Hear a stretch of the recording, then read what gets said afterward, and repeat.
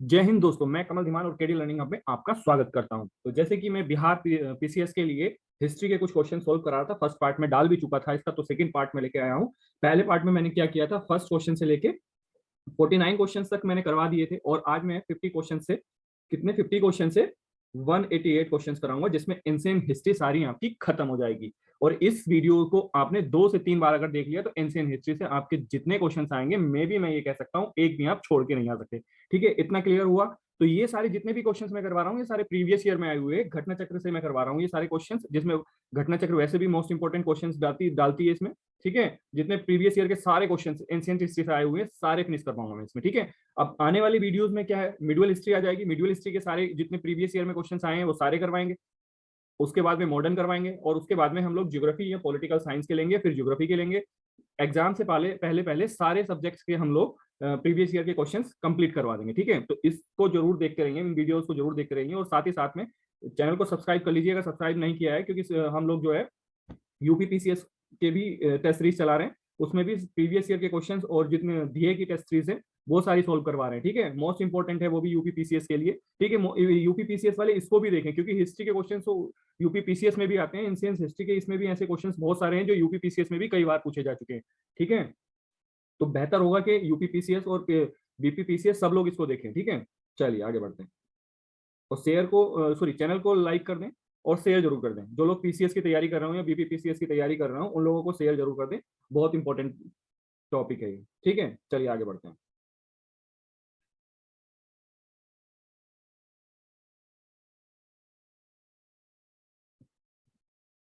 First question हमारा क्या कहता है, कनिष्क के शासनकाल में बौद्ध सभा किस नगर में आयोजित हुई थी? तो किस नगर में आयोजित हुई थी, तो ये कब कहाँ वो हुई थी, ये कश्मीर में हुई थी। ठीक है, कश्मीर में भी कहाँ हुई थी, तो ये कुंडलवन में हुई थी। ठीक है, जो ये चौथी चौथी संगति थी, बौद्ध की चौथी संगति सभा थी, और ये कहाँ पर हुई थी, कश्मीर में हुई थी।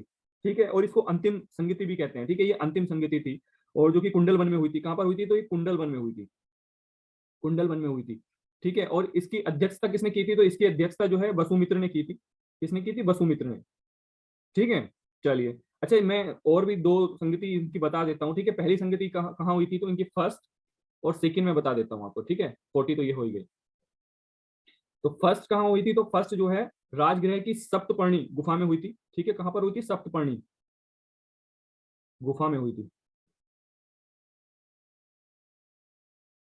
सप्तपर्णी गुफा में हुई थी। अध्यक्षता किसने की थी, तो महाकश्यप ने की थी इसकी अध्यक्षता। ठीक है, शासक कौन था, तो अजात शत्रु थे। ठीक है, और सेकंड की बात करूं तो मैं इसे ये कहां पर हुई थी, तो ये वैशाली में हुई थी। ठीक है, और ये जो वैशाली में ये जो सेकंड वाली हुई थी, ये बौद्ध के मृत्यु के 100 साल कंप्लीट होने के बाद हुई थी। ठीक है, और इसकी अध्यक्षता किसने की थी, तो आचार्य सबक मीर ने की थी। ठीक है, चलिए आगे बढ़ेंगे, सेकंड क्वेश्चन देखेंगे।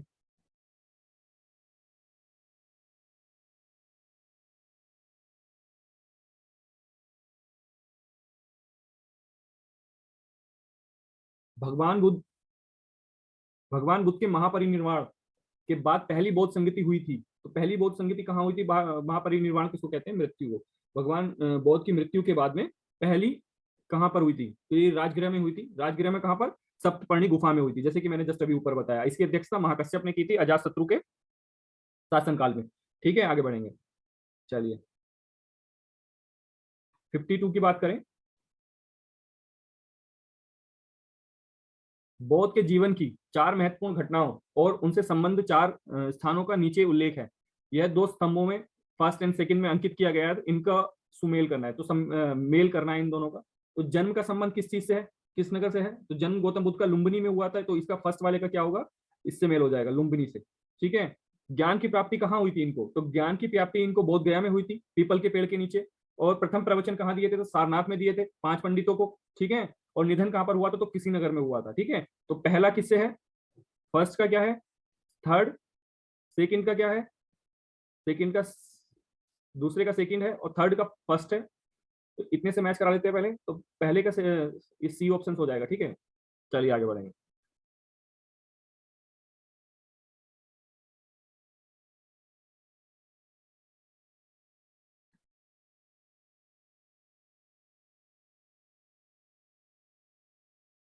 Question number 53। तो क्वेश्चन नंबर 53 में क्या कहा गया, बोध गया में महाबोधि मंदिर बनाया गया, जहां पर है, जहां पर क्या हुआ है, बोध गया में बोधि मंदिर जो है, जहां पर क्या हुआ है, तो गौतम बुद्ध को ज्ञान प्राप्त हुआ था बोध गया में, ठीक है, पीपल पीपल के पेड़ के नीचे 6 वर्ष की साधना के बाद इन्हें ज्ञान प्राप्त हुआ था 35 वर्ष की उम्र में, ठीक है, बैसाख पूर्णिमा के दिन। कौन से दिन, बैसाख पूर्णिमा के दिन, पीपल के पेड़ के नीचे, ठीक है, इसको याद रख लेंगे थोड़ा सा, ठीक है। और इसमें जो है पीपल का जो पेड़ है आज भी वहां पर है, और वो कौन सी उसका है, तो ये पांचवी या छठी पीढ़ी है इसकी, पेड़ की। चलिए आगे बढ़ेंगे।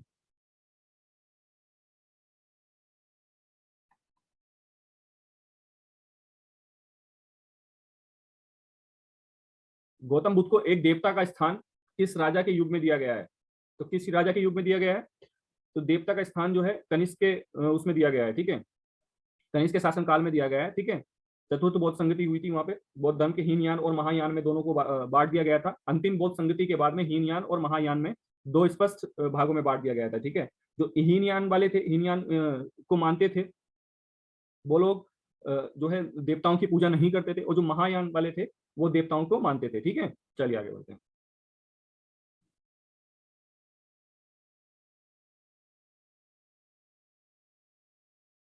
ईसा पूर्व छठी शताब्दी में ईसा पूर्व छठी शताब्दी में विश्व की प्रथम गणतंत्रात्मक व्यवस्था कहाँ थी, तो कहाँ थी, तो ये वैशाली में थी, ठीक है। और वैशाली में कौन महाजनपदों के बीच में एक ये थी, ठीक है। उस चलिए आगे बढ़ेंगे।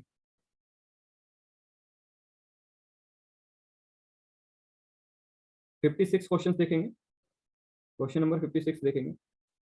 मुगल चित्रकला किसके नेतृत्व में अपने शीर्ष बिंदु पर थी, तो ये जहांगीर, ये मिडल से आ गया है क्वेश्चन, ये जहांगीर के समय में थी, ठीक है, चित्रकला। और ये चित्रकला के बहुत बड़े विद्वान भी थे, ये किसी भी पेंटिंग को देखकर पहचान सकते थे कि ये चित्र किसने बनाया है, ठीक है, ये किस चित्रकार ने बनाया है। चलिए आगे बढ़ेंगे।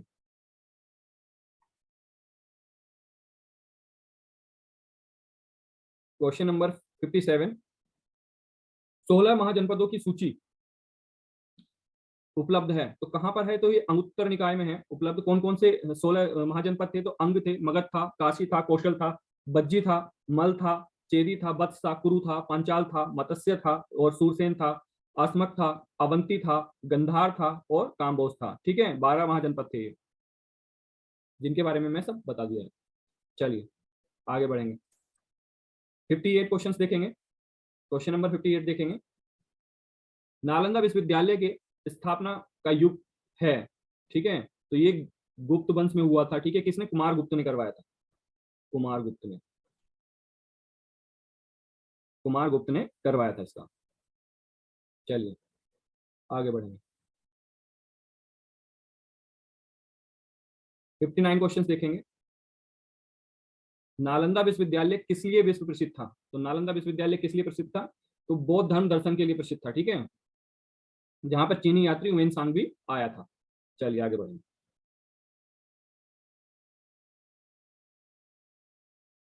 मध्यकालीन भारत में मनसबदारी व्यवस्था क्यों लागू की गई थी, तो मनसबदारी व्यवस्था जो है सैनिकों के लिए लागू की गई थी, ये सुगमता से भर्ती कराई जा सके और उनको वेतन सही तरीके से दिया जा सके उनको, ठीक है। तो ऑप्शन बी इसका सही आंसर होगा, ठीक है। तो सैनिकों की सुगमता से भर्ती कराई गई थी।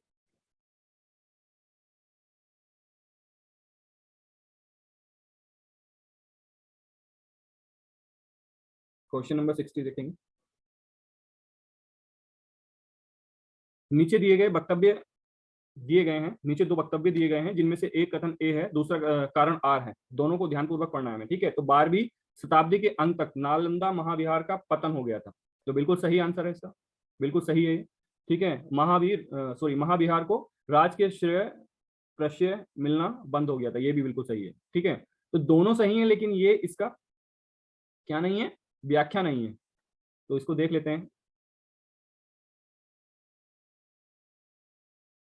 तो इसका ऑप्शन कौन सा सही हो जाएगा, दोनों ए आर सही है, लेकिन आर जो है ए की सही व्याख्या है, तो इसका ऑप्शन क्या हो जाएगा, बी हो जाएगा, क्योंकि उसकी वो व्याख्या नहीं है। बी ऑप्शन सही हो जाएगा, ठीक है। चलिए, और इसकी वो कम क्यों हो गई थी, ये प्रसिद्ध व्याख्या जो कम विख्यात होना कम क्यों हो गया था, क्योंकि विक्रमशिला विश्वविद्यालय को संरक्षण देने के फलस्वरूप नालंदा का महत्व थोड़ा सा कम हो गया था, ठीक है। तो विक्रमशिला का जो है खुलने के बाद जो है कि इसका नालंदा का महत्व थोड़ा सा घटने लगा था। किसने विक्रमशिला किसने बनवाई थी? तो ये पाल शासकों ने बनवाई थी। किसने बनवाई थी? पाल शासकों ने बनवाई थी। चलिए आगे बढ़ेंगे।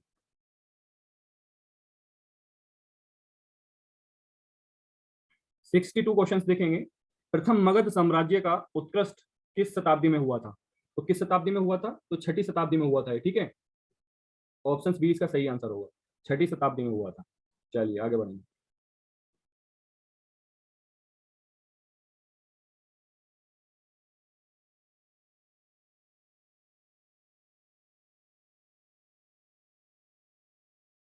क्वेश्चन नंबर 63 देखेंगे। मगध की राजधानी कौन सी थी? तो मगध की राजधानी कौन सी थी? थोड़ा सा ऊपर कर लेते हैं क्वेश्चन को। तो मगध की राजधानी कौन सी थी? तो मगध की दो राजधानी थी, ठीक है। कौन कौन सी? इसमें से दोनों में ऑप्शन दिए हुए हैं। तो पहली जो राजधानी थी वो राजगृह थी या राजगृह थी, और दूसरी जो राजधानी थी वो पाटलिपुत्र थी। तो उदयन ने जो है पाटलिपुत्र का निर्माण किया था, सॉरी, पाटलिपुत्र का स्थापना उसने ने की थी। किसके? सोन नदी और गंगा नदी के संगम पर की थी। कहाँ की थी? सोन नदी और गंगा नदी के संगम पर। चलिए, और पहली कौन सी थी? राजगृह। तो इसी को राजगृह को उठा के फिर पाटलिपुत्र ले गए थे राजधानी। चलिए आगे बढ़ेंगे। नंद वंश के पश्चात मगध पर किस राजवंश ने शासक किया था? तो किसने शासक किया था? तो मौर्य वंश ने शासक किया था। चलिए आगे बढ़ेंगे। Question number 65। जिसके ग्रंथ में चंद्रगुप्त मौर्य का विशिष्ट रूप से वर्णन हुआ है वह है? तो किसके ग्रंथ में हुआ है चंद्रगुप्त मौर्य का? तो विशाख दत्त के ग्रंथ में हुआ है, ठीक है। ऑप्शन सी इसका सही आंसर होगा। विशाख दत्त के ग्रंथ में जो है इनका वर्णन हुआ है चंद्रगुप्त मौर्य का। चलिए आगे बढ़ेंगे। Question number 66। निम्नलिखित में से मगध का कौन सा राजा सिकंदर महान के समकालीन था? तो कौन सा राजा जो है धनानंद थे, ये किसके समकालीन थे? तो ये सिकंदर के समकालीन थे, ठीक है। और इस राजा को बहुत धनाढ़ व्यक्ति माना जाता था, ठीक है, जिसके पास बहुत सारा धन था। 67 की बात करें तो पाटलिपुत्र में स्थित चंद्रगुप्त का महल मुख्यतः बना था, तो ईंटों से बना था, लकड़ी से बना था, या फिर पत्थर से बना था? तो लकड़ियों से बना हुआ था चंद्रगुप्त का महल जो है, ठीक है। अष्टप्रधान का गठन किसने किया था? तो अष्टप्रधान का गठन जो है शिवाजी ने किया था। इनके दरबार में अष्टप्रधान होते थे, सबका अलग अलग अपना अपना महत्व होता था, ठीक है। कौन कौन होते थे? पेशवा होता था, अमात्य होता था, मंत्री होता था, सचिव होता था, सुमंत होता था, सेनापति होता था, पंडित राव होता था, न्यायाधीश होता था, और सबका अपना अपना काम होता था और उनका अपना अपना दायित्व होता था, ठीक है।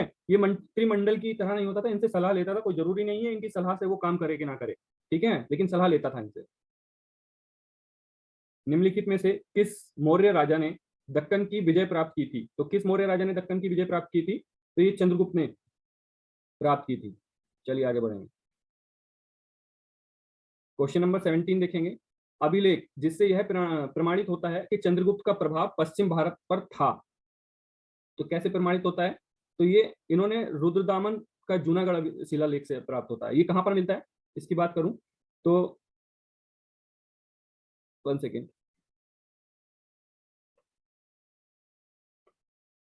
ठीक है, कहां पर मिलता है? तो ये जूनागढ़ में मिलता है, ठीक है।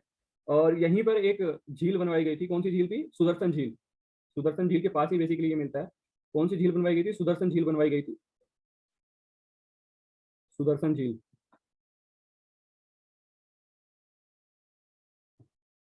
किसने बनवाई थी ये? तो ये किसने बनाई थी? तो पुष्य गुप्त ने बनवाई थी। ये पूछ लेता है कभी कभी। चलिए आगे बढ़ेंगे। निम्न में से कौन सा क्षेत्र अशोक के साम्राज्यों में सम्मिलित नहीं था? तो श्रीलंका जो है अशोक के साम्राज्य में सम्मिलित नहीं था, बाकी सब जगह पर वो विजय प्राप्त कर चुका था, ठीक है। और चलिए इतना ही ना।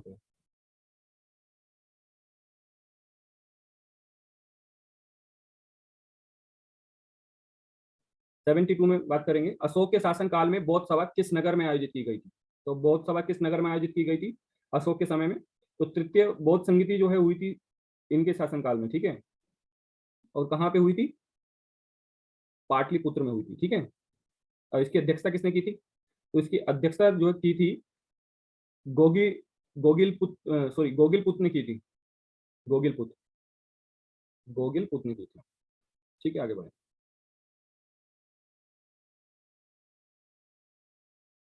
अशोक के शिलालेखों में प्रयुक्त भाषा कौन सी थी? तो अशोक के शिलालेखों में मोस्टली जो है दो भाषाएं पाई जाती थी। कौन कौन सी? एक तो प्राकृत भाषा पाई जाती थी, ठीक है, और दूसरी कौन सी भाषा पाई जाती थी? तो ब्रह्मलिपि पाई जाती थी, ठीक है। कौन सी लिपि पाई जाती थी? तो ब्रह्मलिपि लिपि पाई जाती थी। चलिए, और इसने जो है अपने शिलालेख को तीन पार्टों में बांटा हुआ था, ठीक है। कौन कौन से? तो पहला जो पार्ट था वो शिलालेख था, अपने जो लेख पार्ट बांट रखे थे शिलालेख। दूसरा जो पार्ट था वो क्या था? स्तंभ लेख। और थर्ड पार्ट क्या था? गुहालेख, ठीक है। और इसके यहाँ पर शिलालेख 14 विभिन्न लेख मिले हैं शिलालेख। कौन कौन से? शाहबाज गढ़ी मिला है, मानसेहारा मिला है, और कालसी मिला है, गिरनार मिला है, धौली मिला है, जूनागढ़ मिला है, और भी बहुत सारे मिले हैं, ठीक है, जिसके सारा नाम नहीं ले सकते यहाँ पे।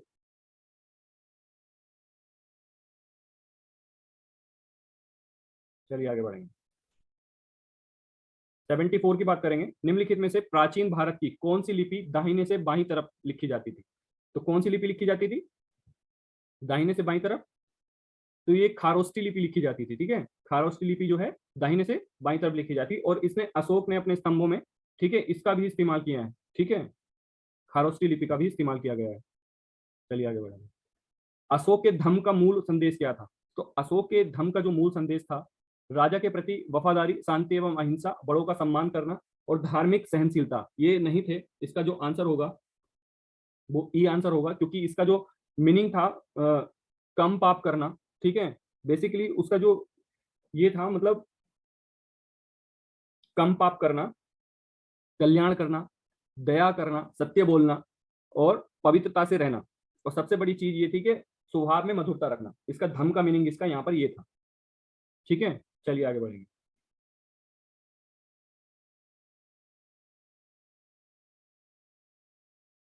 76 क्वेश्चन देखेंगे।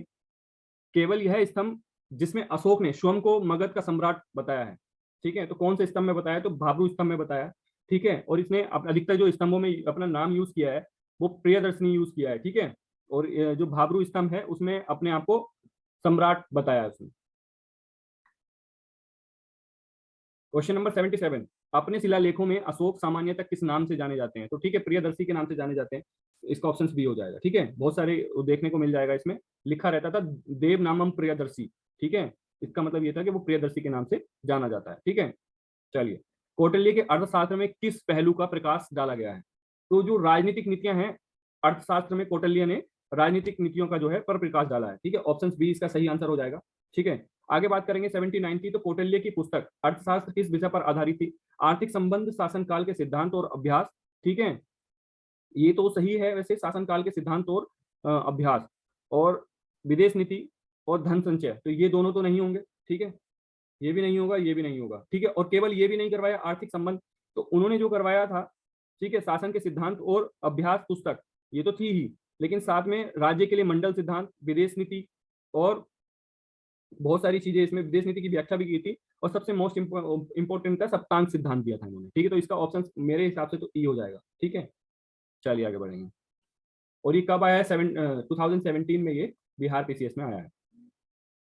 पाटलिपुत्र को किस शासक ने सर्वप्रथम अपनी राजधानी बनाई थी? तो किस शासक ने बनाई थी?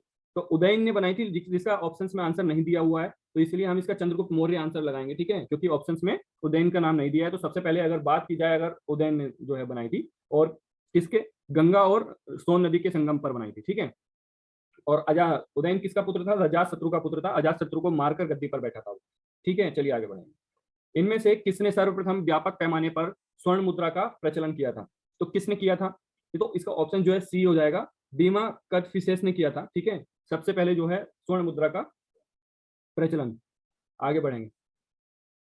कला की गंधार शैली निम्न समय में फली फूली, तो किसके समय में कला की जो है गंधार शैली फली फूली थी?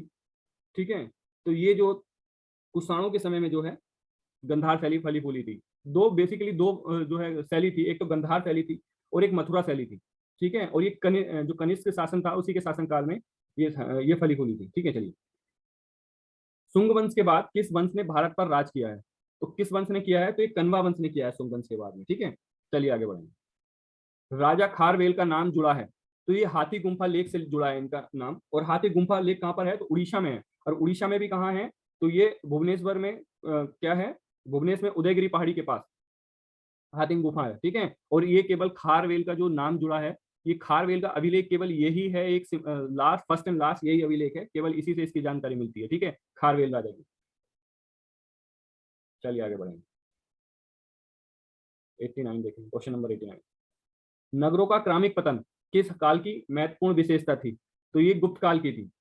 तो ये नगरों का जो है पतन होना शुरू हो गया था, जो गंगा के नजदीक वाले एरिया थी उनका सबका धीरे धीरे पतन होना शुरू हो गया था। बहुत सारे शहर उजड़ भी गए थे और बहुत सारे शहर जो है गांव में बदल गए थे। ठीक है, निम्नलिखित में से कौन सा बंदरगाह गुप्त काल में उत्तर भारतीय व्यापार के लिए उपयोग किया जाता था? तो कौन सा किया जाता था? ताम्रलिपित किया जाता था। ठीक है, ताम्रलिपित कहां पर था? ये बंगाल में था। कहां पर था?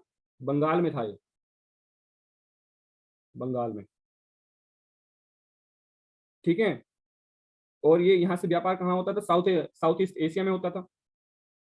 ठीक है, चीन में होता था, श्रीलंका में होता था, और कहाँ पर होता था? सुमात्रा में होता था, और कहाँ पर होता था? तो ये इतनी जगह, जावा में होता था, यहाँ पर होता था। ठीक है, चलिए अब भड़ोच भी ये क्या था? बंदरगाह था। आगे बढ़ेंगे। किस शासक वंश ने मंदिरों एवं ब्राह्मणों को सबसे अधिक ग्राम अनुदान में दिए थे? तो ये भी गुप्त वंश के शासनकाल में जो है मंदिरों को अनुदान और गांवों को, ब्राह्मणों को जो है सबसे ज्यादा अधिक ग्राम अनुदान में दिए गए थे। ठीक है, गुप्त युग में भूमि राजस्व की दर क्या थी? तो 1/6 थी। ठीक है, क्या थी? 1/6, तो उपज का छठा भाग। ऑप्शन बी इसका सही आंसर हो जाएगा। 93, भागवत संप्रदाय के विकास में किसकी देन अत्यधिक थी? तो किसकी देन थी? तो ये गुप्त की देन अत्यधिक थी, गुप्त वंश की देन अत्यधिक थी। इनमें से किसने पहली बार व्याख्या की थी कि पृथ्वी के अपनी धुरी पर घूमने के कारण प्रतिदिन सूर्योदय और सूर्य अस्त होता है? तो ये किसने की थी? तो ये आर्यभट्ट ने की थी। ठीक है, निम्न में से कौन गुप्त काल में औषधि के क्षेत्र में अपने कार्य के लिए जाना जाते थे? श्रुत जो थे उस शल्य चिकित्सा के लिए जाने जाते थे। ठीक है, किसके लिए जाने जाते थे? शल्य चिकित्सा के लिए। और सोमिल की बात करूं तो सोमिल एक नाट्यकार थे गुप्त वंश में, और शूद्रक भी एक नाट्यकार थे गुप्त वंश में। और सोनक की बात करूं तो ये एक ऋषि थे। ठीक है, क्या थे? ऋषि थे। तो मुझे लगता है इसमें से कोई भी ऑप्शन नहीं होना चाहिए, ऑप्शन ई सही आंसर होना चाहिए, लेकिन जो बिहार पीसीएस ने माना है वो इसका ए आंसर माना है। ठीक है, ये शल्य चिकित्सक तो थे लेकिन ये गुप्त वंश में नहीं थे, क्योंकि ठीक है, ये गुप्त वंश में नहीं थे। चलिए आगे बढ़ेंगे।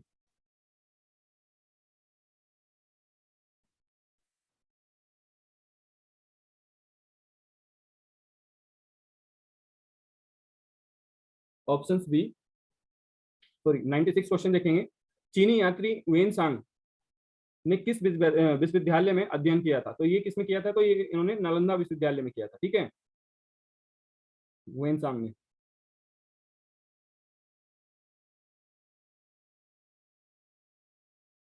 आगे बढ़ेंगे। वेन सांग की भारत में यात्रा के समय सूती कपड़ों के उत्पादन के लिए सबसे प्रसिद्ध नगर कौन सा था? तो मथुरा जो है सबसे सबसे प्रसिद्ध शहर था सूती कपड़ों के लिए उस समय। ठीक है, आगे बढ़ेंगे। कभी बाण निवासी था, तो कभी बाण निवासी कहाँ के थे? पाटलिपुत्र के निवासी थे। ठीक है, और हर्षवर्धन के दरबारी कवि थे। किसके दरबारी कवि थे? हर्षवर्धन के दरबारी कवि थे। और इन्होंने कौन कौन सी रचना करी है? इनकी रचना कौन सी है? तो हर्ष रचित की है, कादम्बरी की है, और चंडी शतक की है।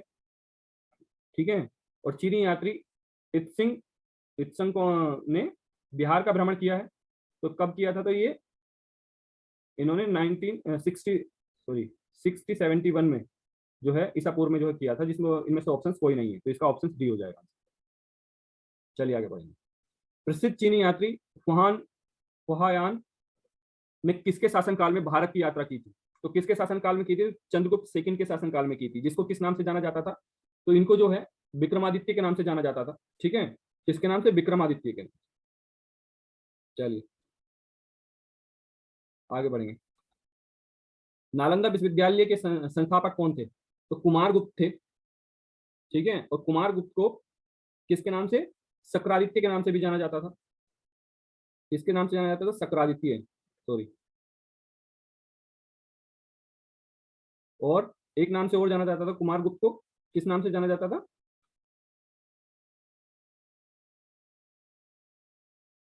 महेंद्रादित्य। ठीक है। ताम्रपत्र लेख दर्शाते हैं कि प्राचीन कला में बिहार के राजाओं का संपर्क था। तो किस चीज से था? तो जावा और सुमात्रा से संपर्क था इनका। ठीक है, जावा और सुमात्रा से संपर्क था इनका। स्वर्ण भूमि का वह राजा कौन था जिसने नालंदा में एक बौद्ध विहार की स्थापना की थी और उसके रख रखाव हेतु दूत द्वारा देवपाल को 5 गांव दान में दिए थे? ठीक है, तो ये कौन थे? तो ये ऑप्शन सी इसका सही आंसर होगा, ये बाल पुत्र देव थे। ठीक है, इन्होंने जो है 5 गांवों को दान में दिया था। ठीक है। नालंदा विश्वविद्यालय के विनाश के कारण थे, तो ये मुसलमान थे, ये बाहरी मुसलमान जो है आक्रमण का कारण बने, आक्रमण करने से जो है इसका कारण बने थे, विनाश का कारण बने थे। ठीक है। खजुराहो मंदिर स्थापित्य के निर्माण में सहयोगी थे, तो कौन थे? तो ये चंदेल थे। ठीक है, खजुराहो मंदिर का निर्माण जो है चंदेल शासकों ने के द्वारा करवाया जा रहा था। और ये कहां पर है? तो ये मध्य प्रदेश में है। मध्य प्रदेश में कहां पर है? छतरपुर जिले में। ठीक है। विक्रमशिला शिक्षा केंद्र के संस्थापक कौन थे? तो ये धर्मपाल थे। ठीक है, विक्रमशिला शिक्षा केंद्र के संस्थापक।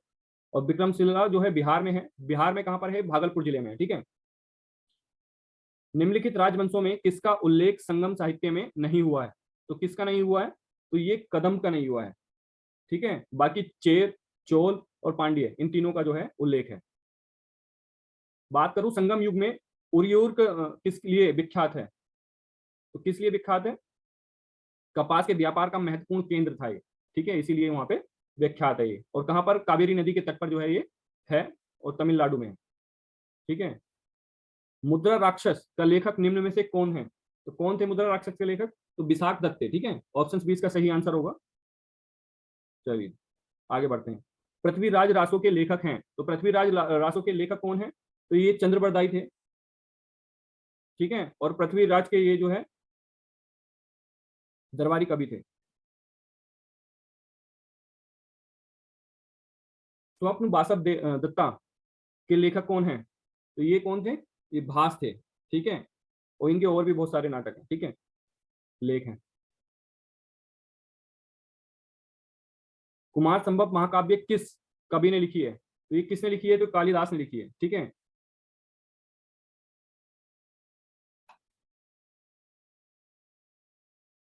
क्वेश्चन नंबर 113 करेंगे, 113। उस स्रोत का नाम बतलाइए जो प्राचीन भारत के व्यापारिक मार्गों पर मौन है। तो मिलिंद पन्ह। ठीक है, इसका आंसर होगा।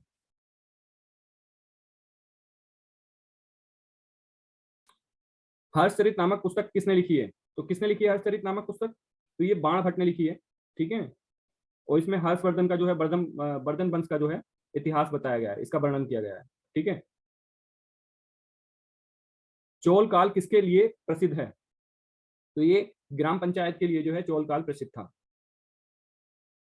दक्षिण भारत के मंदिरों के आकर्षक द्वार क्या कहलाते हैं? तो ये गोपुरम कहलाते थे। ठीक है, क्या कहलाते थे? गोपुरम कहलाते थे। ऑप्शन बी इसका सही आंसर हो जाएगा। तो आज के लिए इतने ही क्वेश्चंस रखते हैं। ठीक है, तो एंशिएंट हिस्ट्री यहीं तक फिनिश हो चुकी है। जितने प्रीवियस ईयर के क्वेश्चन थे, मोस्ट प्रोबेबली क्वेश्चंस मैंने यहाँ पे सोल्व करा दिए हैं। ये बहुत इंपॉर्टेंट है। और आने वाली वीडियो में मिड्यूल से सारे जितने भी क्वेश्चंस होंगे प्रीवियस ईयर में बिहार पीसीएस में आए हुए होंगे, वो सारे हम लोग सोल्व करवाएंगे। ठीक है, तो वीडियो अगर अच्छी लगी हो तो उसको लाइक कर देना, शेयर करना बिल्कुल भी ना भूलना। और चैनल पर अगर आप नए आए हैं तो चैनल को प्लीज सब्सक्राइब कर लें, और जो बेल आइकन है उसके पास में उसको प्रेस कर दें, जिससे कि आपको जो नई वीडियो, जो इंपॉर्टेंट मोस्ट इंपॉर्टेंट वीडियो हम लोग डालते हैं, उनको आप लोग देख पाए। ठीक है, जैसे कि हमने यूपी पीसीएस की सीरीज चला रखी है, डीए की जो हम लोग टेस्ट सीरीज है उसको सोल्व करा रहे हैं। ठीक है, तो उस तरह की सीरीज जो है आपके लिए बहुत बेनिफिट होगी यूपी पीसीएस के लिए। और भी बिहार पीसीएस की ये चली रही है, और यूपी पीसीएस के प्रीवियस ईयर पेपर की भी सीरीज चलने वाली है। ठीक है, बहुत बहुत धन्यवाद।